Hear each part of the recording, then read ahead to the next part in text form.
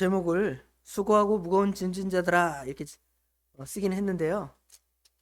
다른 제목으로 의심하지 말고 주님께 나아갑시다 이런 제목으로 제목을 바꾸겠습니다. 의심하지 말고 주님께 갑시다. 여기 주님께서 수고하고 무거운 짐진 자들아 다 내게로 오라 그랬죠. 오라 그랬으니까 우리 주님께 가는 겁니다. 그런데 지금 여기 가지 못하는 사람들이 있습니다. 오늘 본문에 어떤 종류의 사람들이 가지 못하는지를 생각해보고 또 우리는 어떻게 우리 주님께 가게 되었는지를 본문을 통해서 생각해 봅니다.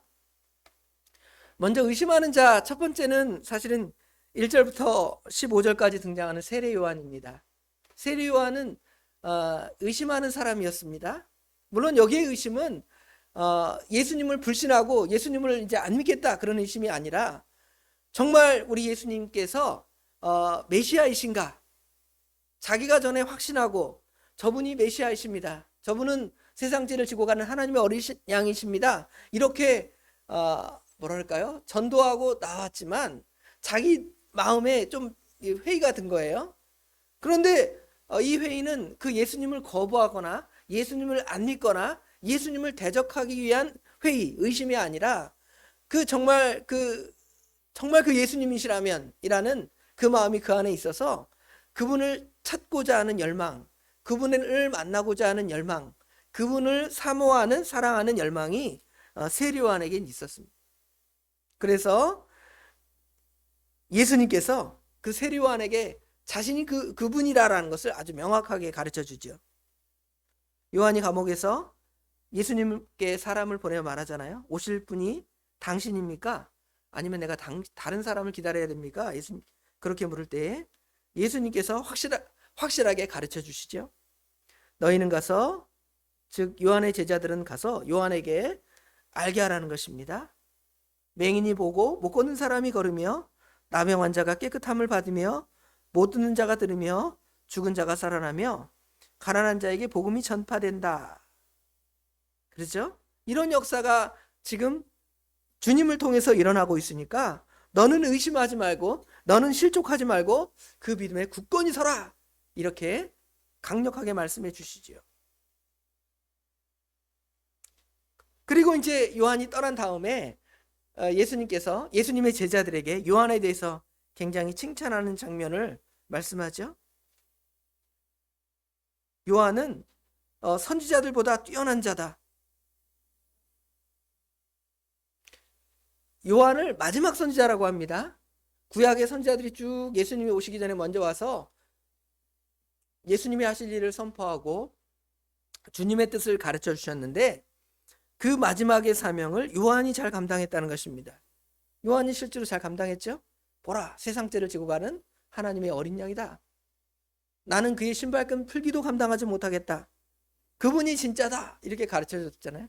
물론 실족에서 문제고 좀 의심해서 넘어진 것이 문제가 있지만 그렇다고 해서 요한이 나중에 예수님을 거부하고 예수님을 떠난 사람이 아니에요.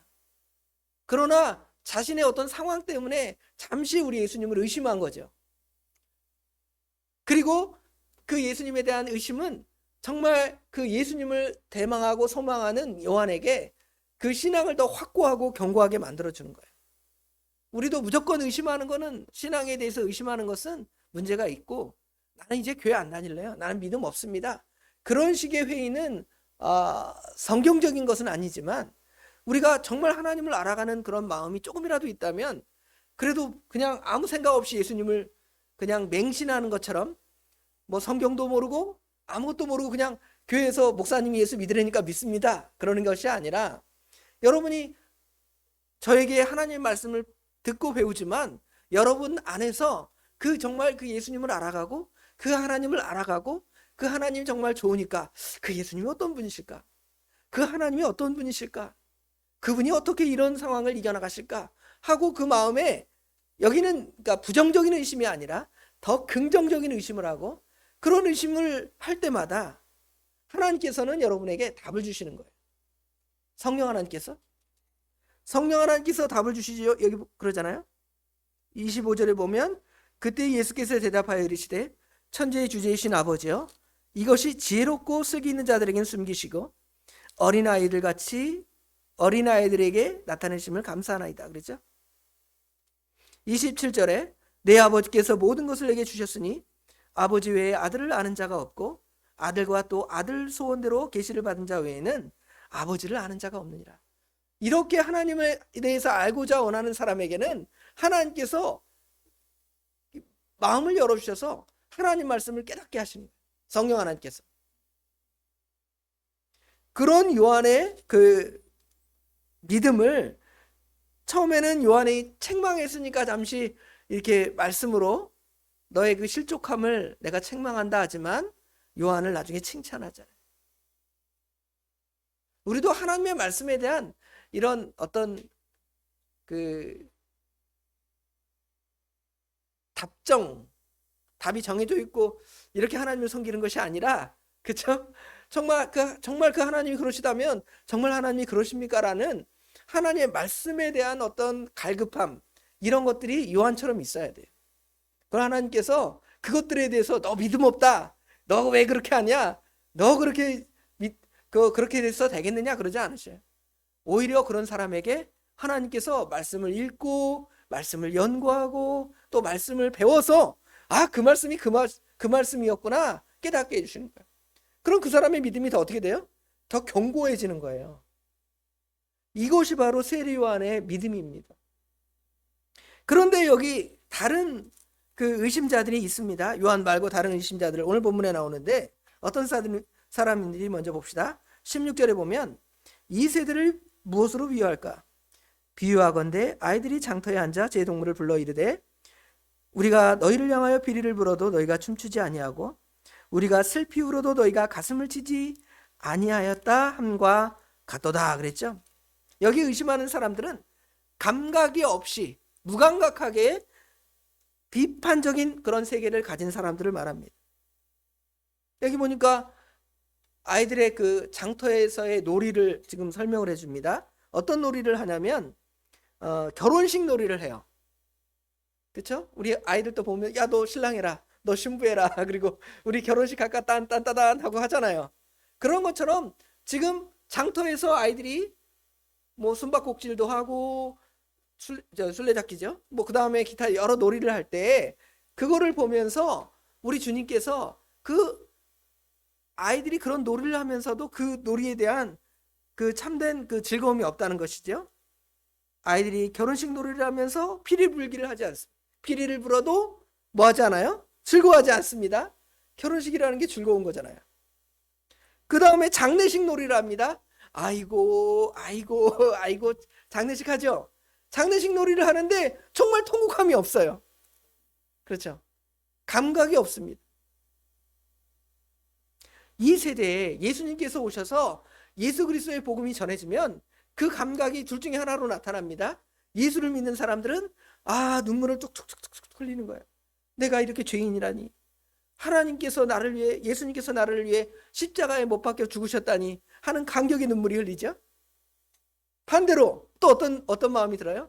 예수님께서 나 같은 죄인을 구속해 주셨다니 너무도 감사한 거예요. 기쁘다. 그렇죠? 기쁘다 구주 오셨네 찬송이 나오고, 그렇죠? 갈 길을 밝히 보이시니 내가 주 앞에 나갑니다. 그렇죠? 죄악 벗은 우리 영혼이 기뻐 뛰며 주를 놀겠네.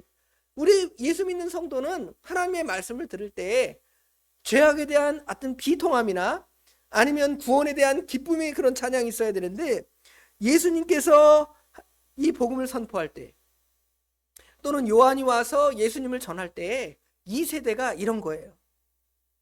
예수님의 말씀에 감각이 없는 것입니다. 아무 생각이 없는 거예요. 그러니까 예수님께서 이들을 책망하는 것이죠. 비리를 불어도 춤추지 않는 세대, 또 애곡하여 장례식 놀이를 해도 애통하지 않는 세대, 얼마나 우리 주님께서 답답하시겠습니까? 반응이 와야 될 거 아니에요? 목사가 설교를 하는데 성도들이 아무 생각 없어요. 고개를 끄덕이지도 않고 아무 생각도 없이 있으면 얼마나 답답하겠어요? 그렇죠? 그런데 말씀을 듣고 웃기도 하고, 또 아니면 말씀을 듣고 내가 심각한 표정을 갖기도 해요. 내가 이런 사람이라니? 이러면 이 주님께서 기뻐하실 텐데 그러지 않는 거예요. 지금 여기 회의하는 사람들이, 의심하는 사람 중에 요한의 의심도 있지만 여기처럼 아예 관심 없는 사람이 있어요. 관심 없는 사람. 그래서 무관심해요. 나한테 전도지를 왜 주십니까? 그거 딴 사람한테나 가서 하세요. 아예 무관심하고 관심이 거기에서 멀어진 사람들이 세대가 바로 여기에 있는 것입니다. 이 세대. 또 그러면서 어떤 세대가 나오냐면 그냥 무관심할 뿐만 아니라 그에 대해서 비판하는 자도 나타납니다. 뭐라고 비판하냐면 요한이 와서 먹지도 않고 마시지도 아니하니까 요한에게 뭐 했다 그래요? 아, 귀신 들렸네 이러는 거예요. 하나님 말씀을 따라 경건하게 살아가면 저 이상한 사람이야. 그렇죠? 또 예수님께서 오셔서 이제 죄인들과 세리들과 같이 교통하고 음식하고 교제하니까 뭐라 그래요? 저 예수 믿는 것들이 또 저렇게 타락해서 저렇게 돌아가네 이러는 거예요. 어떻게 해도 이렇게 해도 비판, 저렇게 해도 비판하는 거예요. 그렇잖아요. 우리가 경건하게 산다고 하면 사람들이 저는 왜 왕따 될 짓을 하는 거야? 그렇게 말하고 또 세상 사람하고 잘 어울리고 이렇게 살아가면 뭐라 그래요? 아, 예수 믿는다는 것이 저 완전 알라리구만. 그렇죠? 그러니까 우리 믿는 사람이 어떻게 해요? 이러지도 못하고 저러지도 못하는. 왜 그러냐 하면 세상 사람들은 이렇게 해도 비판하고 저렇게 해도 비판하는 거예요. 왜 그럴까요? 그들에게는 믿음이 없고 그들에게는 하나님의 말씀을 깨우쳐 주게 하는 하나님의 역사가 없기 때문에 하나님의 말씀을 그렇게 우리가 어떤 행동을 해도 우리가 어떤 말씀을 선포해도 그 말씀을 싫어하는 거예요. 그렇죠? 제가 여러분에게 회개하라 그러면 어떻게 반응하는 거예요? 맨날 나 깐다 이러고. 그렇죠? 반대로 여러분 이거 잘 됩니다 저거 잘 됩니다 그러면 목사님이 성도들이 잘못한 거 회개하라고는 안 하고 맨날 잘 된다고 복 받는다고만 해. 그러고 또 비판하는 거예요. 그렇죠? 어떻게 할 거예요? 지금 여기 예수님께서 오셔서 복음을 선포하잖아요. 제자들을 통해 복음을 선포하고 예수님께서 말씀을 선포하고 세례 요한을 통해 말씀을 선포할 때 말씀을 듣는 자의 반응이 그와 같은 거예요. 또 어떤 사람들은 아예 거부하는 사람도 있습니다. 그렇죠? 거부하는데 어떤 상태에서 거부하는지 봅시다. 여기 20절에 보면 예수께서 권능을 많이 행하는 고을들이 회개하지 아니하므로 그때에 책망하시되. 그러면서 여기 여러 지역을 말하죠. 고라신, 벳세다, 가버나움. 고라신, 벳세다, 가버나움은 예수님의 그 제2의 고향인 갈릴리에 가까운 동네예요. 거기서 처음에 예수님께서 예수 그리스도의 복음을 많이 선포하셨어요. 거기서 이제 돌아온 사람도 많이 있습니다. 예수님의 제자들도 다 이 동네 출신들이니까 예수님을 많이 믿었지만 그렇게 하나님의 놀라운 일들, 예수님께서 제자들을 부르시고 놀라운 일들을 많이 행하시잖아요. 많은 일들을 행하는데 그 놀라운 일을 보고도 거부하는 거예요. 저 이상하다. 귀신에 쓰여서 저 귀신들을 내어쫓는 것이 아닌가. 저 혹시 우리를 트릭으로 뭐 속여먹는 거 아니야? 마술사처럼? 사람들을 미혹하는 사람이야. 그렇게 예수님을 의심하는 거죠. 그래서 예수님께서 권능을 가장 많이 행한 그 고을들이 예수님의 그 놀라운 역사를 보고도 회개하지 아니하니까 그때 그들을 책망하는 거예요. 화 있다고. 예수님께서 저주받는다, 화 있는다 선언한 사람들이 별로 없습니다. 우리가 잘 아는 대로 얼마 전에 수요일날 얘기했구나. 수요일날 그 말씀에 보면 바리새인들, 서기관들 저주했잖아요. 그리고 여기 지금 어떤 사람들을 고라신 사람들, 벳세다 사람들, 가버나움 사람 이런 사람들을 예수님이 저주하셨어요. 왜 저주하셨을까요? 이 사람 저주받아라 해서 저주를 하는 게 아니라 하나님의 말씀이 선포되는데 그 말씀을 뭐하지 않으니까 받아들이지 않으니까 그거는 예수님이 저주하지 않아도 사실은 그 사람들은 하나님의 뭘 받는 사람들이에요? 하나님의 심판을 받을 사람들 아니에요. 그러니까 굳이 예수님이 저주하지 않아도 사실은 저주받을 하나님의 은혜를 떠난 사람들인데 그래도 그들에게 깨우쳐주기 위해서 지금 이 말씀을 선포하는 거예요. 이 세대가 그렇습니다. 차라리 예수 그리스도의 그 놀라운 일들, 이 복음의 말씀을 여기 두로나 시돈이나 또 어디랑 비교를 해요? 24절에 보니까 소돔 고모라와 비교를 해요. 차라리 거기다 전하면 낫겠다. 하나님의 말씀을 받을 만한 사람들에게 가서 하나님의 말씀을 전하는데 그들이 하나님의 말씀을 받지 않는 거예요. 그러니까 뭐라 그래요? 내가 차라리 저기 소에게나 말에게 가서 복음을 전하지 너네들한테 복음 전하면 진짜 너희들이 그렇게 듣지 않고 거부하느냐 하고 예수님이 책망을 하는 것이지. 고라신, 벳세다, 가버나움은 지금 유대 지역에 속한 나라고요. 두로나 시돈은 시리아 북쪽이에요. 오늘날 요르단이죠. 북쪽에 시리아. 그쪽에 있는 지역은 이방 지역인데 거기다가 복음 전해도 훨씬 하나님의 말씀을 많이 듣겠다는 것이. 소돔 고모라는 우리가 잘 알잖아요. 새벽에 상고했으니까. 소돔과 고모라는 이 간음죄 또는 동성애와 같은 그런 죄를 범하는 그런 지역이었는데 그 지역에다가 예수 그리스도의 복음을 전하면 그들이 먼저 회개하겠다는 거예요. 그러니 이 사람들이 얼마나 하나님의 은혜에 강팍하다는 것을 볼 수가 있지요. 기적을 보고도 회개하지 아니하는 불신앙을 하나님이 심판하고 그들에게 책망하는 거예요. 이거는 오히려 누구를 책망하는 거냐면 교회 안에 사람들을 책망하는 것 같아요. 교회에 와서 하나님 말씀을 듣지만 그 말씀을 따라 변화하지 않고 그 말씀이 정말 생명이 되지 않고 그냥 딱딱한 글이 되는 거예요. 그냥 제가 선포하는 것이 하나의 어떤 생명의 역사가 아니라 성령을 통한 변화의 역사가 아니라 뭐가 되는 거예요? 그냥 하나의 설교문, 하나의 어떤 이야기, 그 정도밖에 안 되는 거예요.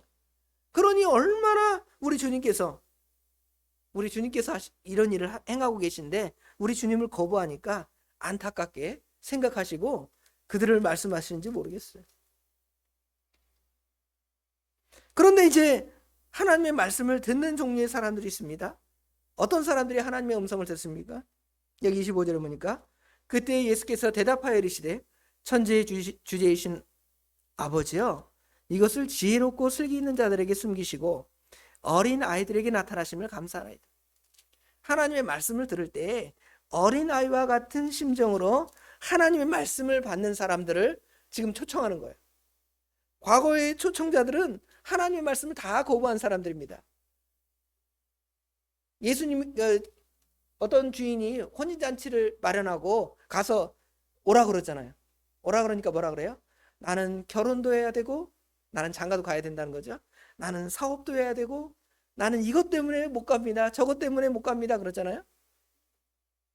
그럴 때 주인이 뭐라 그래요? 가서 아무나 데려오라는 거잖아요. 그렇죠?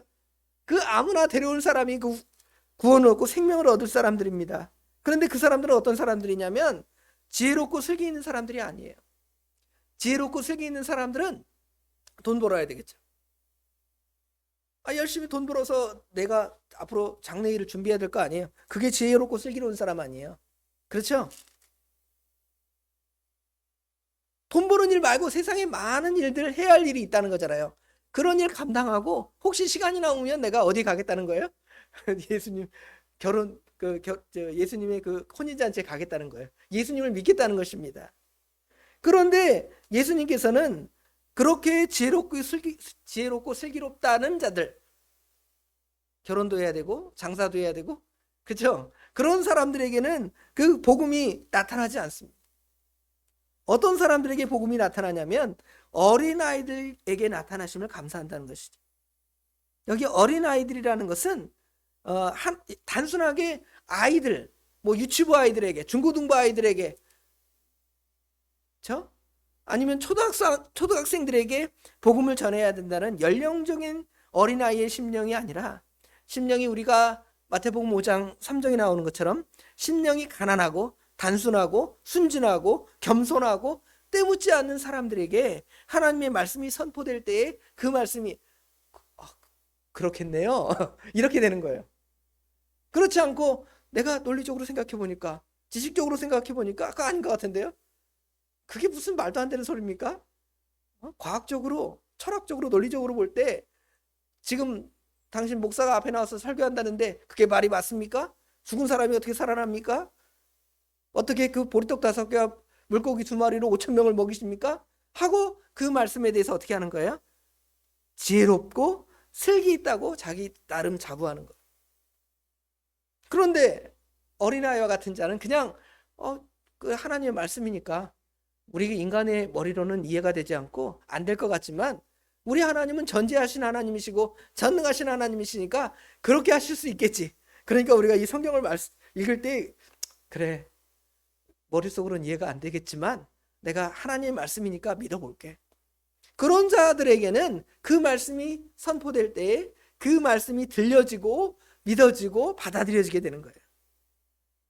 그것이 바로 여기 26절에 나온 것처럼 올소이다. 이렇게 된 것이 아버지의 뜻이니라. 하나님께서 그런 자들을 구원하는 것이 하나님의 뜻이라는 거예요.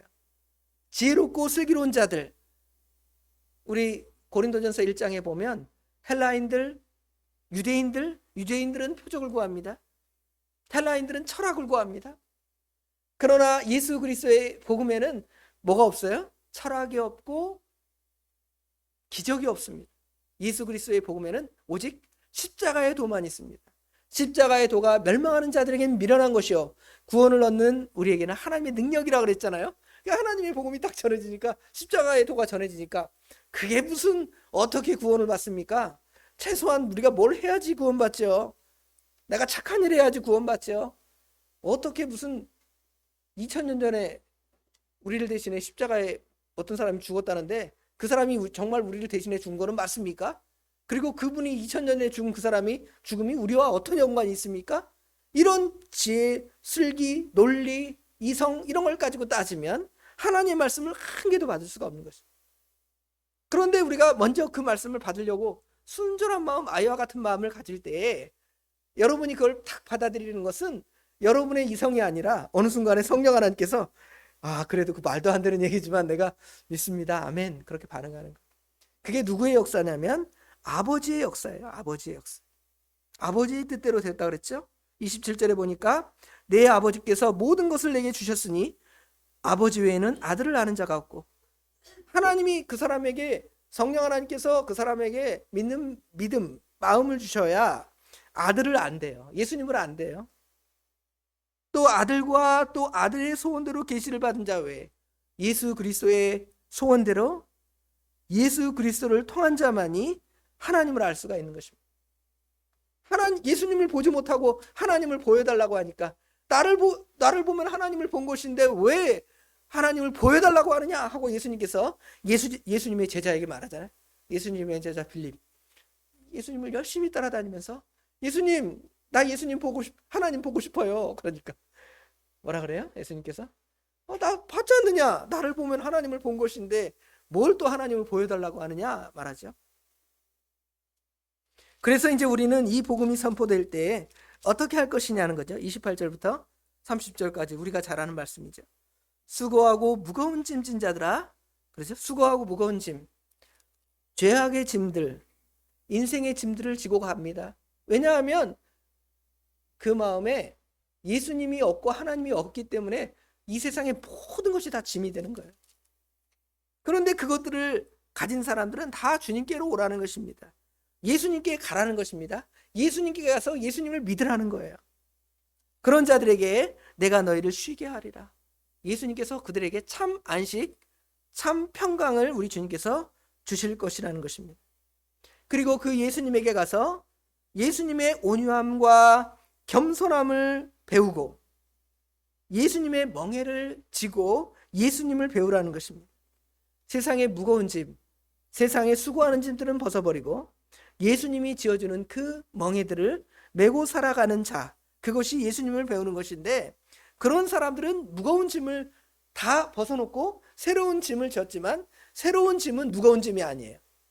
과거의 죄악의 짐은 수고하고 무거운 짐이었습니다. 이것 때문에 우리가 영원히 지옥에 갈 것이니까. 그러나 그 짐들은 다 벗어버리고 예수님께서 우리에게 주신 그 멍에, 말씀의 멍에, 성령께서 우리에게 주신 성령의 멍에를 메고 가면 그 멍에는 가벼운 거예요. 왜냐하면 나 혼자 그걸 지고 가는 것이 아니라 이제 예수님과 같이 지고 가기 때문에 가벼운 거예요. 소 한 마리가 이 멍에를 지고 밭을 가는 것과 소 2마리가 가는 것과 소 10마리가 가는 것과 어느 게 쉬워요? 밭을 가기가 소 10마리가 가는 게 쉽잖아요. 그런데 우리는 아무 힘도 없지만 모든 짐을 다 대신 지시고 끌고 가시는 예수님에게 그냥 얹혀가는 거예요. 얹혀가니 그것이 얼마나 쉽고 가볍습니까? 그렇기 때문에 진정한 쉼을 받게 되는 거예요. 진정한 쉼을 얻게 되는 것입니다. 28절에는 죄악의 짐을 벗었으니까 우리가 쉼을 얻게 되는 것이고요. 29절에는 예수님과 같이 멍에를 매니까 그것이 또 쉬운 거예요. 쉼을 얻는 거예요. 안식하는 것입니다. 평강하는 것입니다. 그래서 예수님께서 마지막에 이는 내 멍에는 쉽고 내 짐은 가벼움이라. 왜냐하면 누가 지시기 때문에 예수님이 지시고 예수님 앞에 그냥 편안히 가는 거예요. 그 옛날 우리 어른들 농담하잖아요. 내가 무거운 짐 막 지고 가는데 차가 한 대가 슉 지나갑니다. 할머니 뭘 이렇게 무겁게 지고 가십니까? 그냥 내 차 타고 가세요. 그럼 이제 다 짐 내려놓고 차 타고 가면 될 거 아니에요? 근데 어떻게 한다 그랬어요? 그 차에 다 올라타고 그 무거운 짐을 거기서 지고 있는 거예요. 나 하나 타는 것도 민망한데 이 짐까지 내가 어떻게 내려놓습니까? 이러죠. 어? 그렇죠? 우리 죄악의 짐은 다 내려놓는 것입니다.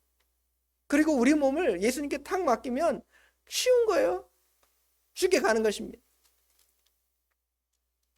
오늘 참된 안식으로 결국은 이르는 거죠. 예수님은 결국은 예수님을 믿어서 참된 안식에 들어가라고 우리에게 말하는 거예요.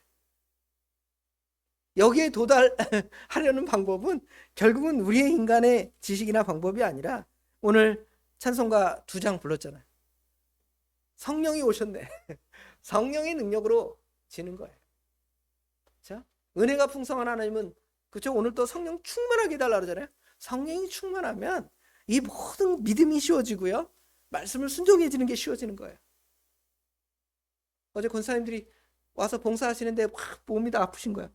아유, 저렇게 아프시다가 또 쓰러지면 내일 못 오시는 거 아니야? 그런데 다 열심히 하시더라고요.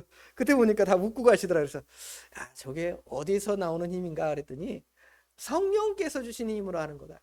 그러지 않으면 그게 무거운 짐이면은 다 쓰러져서 주일날 어제 우리 권사님 농담하시더라. 나 내일 못 나와요. 농담했잖아요. 진짜 못 나왔을 수도 있어요. 왜 그럴까요?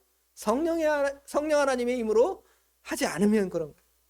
그런데 성령 하나님이 하시는 힘으로 그 일을 하면 가벼운 게 되는 거예요. 나이가 늙어서 젊은 사람, 우리 젊은 20대 30대 젊은 사람들이 교회 와서 국수 삶고 청소하고 그거 하라 그러면 힘들어서 나 교회 못 다니겠어요. 그러는데 70 드셔갖고 내가 집에서 저기 할머니 대접받고 가만히 있어도 저기 한데 와서 교회 와서 청소하고 국수 삶고 또 음식하고 얼마나 힘들어요. 그런데 해요. 무슨 힘으로 하는 거냐? 막 내가 권사니까 하지. 나 권사 뛸래. 나 권사 안 할래. 나 그냥 집사로 불러주세요. 그러기 때문에 하는 것이 아니라 성령 하나님께서 여러분에게 우리 권사님들에게 힘을 주셔서 그 일을 하는 거예요. 젊은 사람보다 훨씬 잘해요. 저보다 훨씬 잘하십니다. 감사합니다. 자, 오늘 이 수고하고 무거운 짐을 다 내려놓고 믿음으로 승리해 나가는 우리 예수하나님께 모든 성도님들이 되시길 주님의 이름으로 축원합니다. 기도하겠습니다. 아버지 하나님 감사합니다. 오늘 또 말씀을 통하여 수고하고 무거운 짐을 가진 자들에게 그 죄악의 짐들을 다 내려놓고 예수님과 함께 예수님의 멍에를 메고 참된 안식과 참된 쉼의 세계에 들어가기를 권면하신 말씀. 그러나 많은 사람들이 그 은혜의 세계에 들어가지 못하고 하나님의 말씀을 의심하고 또 하나님의 말씀이 들렸는데 기뻐하고 좋아하지 아니하고 아버지 하나님 피리를 불어도 춤추지 않고 또 곡하는 소리가 들려도 애통하지 아니하는, 그래서 하나님의 말씀이 들릴 때에는 이렇게 말해도 틀렸다고 하고 저렇게 말했다고 틀렸다고 하고 또 심지어 하나님의 놀라운 역사가 나타나서 많은 병자도 고치고 또 예수님께서 오병이어의 이적도 행하고 안진뱅이가 걷고 눈먼 사람이 눈을 뜨는 놀라운 역사를 본 그 사람들이 예수님을 하나님으로, 예수님을 메시아로 영접하지 아니하고 예수님을 거부할 때 우리 주님께서 친히 그들을 책망하시며 차라리 이런 큰 이적들을 저 소돔 고모라와 같은 패역한 자들에게 행하고 저 이방 땅 하나님을 아무도 모르는 자들에게 행했다라면 그들이 다 예수 믿고 돌아오고 하나님의 은혜 가운데 있었을 것이라고 예수님께서 말씀하십니다. 그러면서 우리들에게 너희들의 지혜와 너희들의 이성과 너희들의 슬기로 하나님을 섬기는 것이 아니라 어린아이와 같이 순전하고 온전한 심령으로 주님의 말씀이 선포될 때에 겸손하고 온유한 말씀으로 받으면 그것이 우리에게 생명이 되고 능력이 되고 참된 안식이 되고 영원한 쉼이 된다는 것을 저희들에게 말씀으로 가르쳐 주셨사오니 아버지 하나님, 우리 예수와 함께 모든 성도님들이 이 은혜에 들어가서 이 은혜 가운데 살아갈 수 있도록 우리 하나님 인도하여 주시옵소서. 이제 돌아갑니다. 돌아가는 발걸음도 지켜주시고 또 일주일 동안 이 세상 살아갈 때에 아버지 하나님, 우리에게 주신 의무들, 직장생활이나 가정생활이나 아버지 하나님, 우리에게 맡기신 모든 일들이 있사오니 주님께서 힘을 주셔서 잘 감당하고 주일날 돌아와서는 우리가 잘 감당하고 주님의 전에 나왔습니다, 이제 말씀으로 저희들에게 은혜를 주십시오 하고 구할 수 있는 믿음의 사람들이 될 수 있도록 우리 하나님 친히 인도하여 주시옵소서. 모든 것 주님께 맡깁니다. 우리 주님께서 복되고 선하게 인도하여 주실 줄 믿사오며 예수님의 이름으로 간절히 기도드리옵나이다. 아멘.